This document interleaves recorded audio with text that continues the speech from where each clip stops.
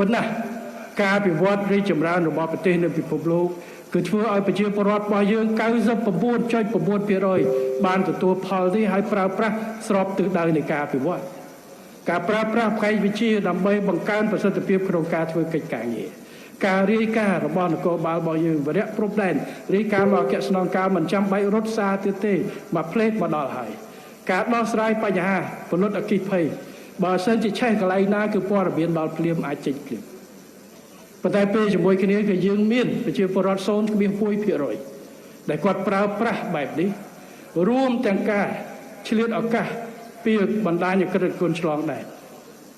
បច្ចេកវិទ្យាអាចធ្វើការវាយប្រហារពីក្រៅប្រទេសមកក្នុង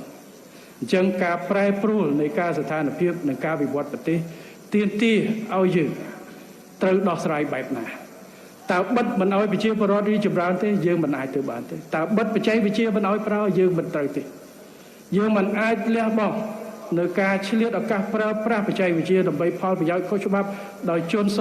0.1% ដើម្បីបំបិទនៅសិទ្ធិនិងឱកាសរបស់ប្រជាជន 99.9% នោះទេយើងត្រូវប្រើប្រាស់វាខិតខំរៀបចំនៅបទដ្ឋានគតិយុត្តលិខិតគោលការណ៍ផ្សេងៗដើម្បីតម្រង់ទិសនៃការប្រើប្រាស់គ្រប់គ្រងទៅដល់ការប្រើប្រាស់ដែលត្រឹមត្រូវប៉ុន្តែពេលជាមួយគ្នាគឺត្រូវអនុវត្តច្បាប់ទៅទប់ស្កាត់អ្នក 0.1% កុំឲ្យបំផ្លាញសង្គមប៉ុន្តែយុវជនយើងរាប់លានអ្នកមានតែបូកទៅប្រហែលជាថាពាន់អ្នកចោះដែលប្រហោះម៉ូតូកាត់ដាវសប្បុរស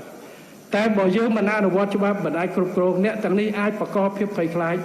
និងជាបញ្ហាសម្រាប់សង្គមប៉ុន្តែអ្នកដែលប្រើប្រាស់បច្ចេកវិទ្យា Telegram WhatsApp Facebook រាប់សិបលានអ្នកនៅកម្ពុជាប្រើប្រាស់ល្អមានអ្នកមួយចំនួនតែ 1000 អ្នកចុះធ្វើអានឹងដើម្បីយក Telegram យកអីទៅបោកលុយគេយើងត្រូវខិតខំដើម្បីទប់ស្កាត់ទាំងអស់នេះហើយគឺជាវិញ្ញាសាថ្មីដែលកងកម្លាំងអនុវត្តច្បាប់របស់យើងជាពិសេសកងនគរបាលជាតិរបស់យើងត្រូវធ្វើយ៉ាងណាដើម្បីយើងធានានៅភាពស្របច្បាប់ជំរុញលើកទឹកចិត្តនិងបរិស្ថានដែលប្រជាពលរដ្ឋរបស់យើងគ្រប់ស្ថាប័នដែលប្រើប្រាស់បច្ចេកវិទ្យានិងភាពរីកចម្រើននៅក្នុងភាពស្របច្បាប់កាន់តែគឺថាបានល្អប្រសើរពេលជាមួយគ្នាគឺរឹតបន្តឹងនឹងគៀបបំបត្តិនៅលទ្ធភាពនិងឱកាសអ្នកដែលប្រព្រឹត្តខុសដើម្បីចូលមកក្នុងកន្លងនេះគឺជាភារកិច្ចដែលចាំបាច់ដែលត្រូវបង្កើនសមត្ថភាពជាប្រចាំ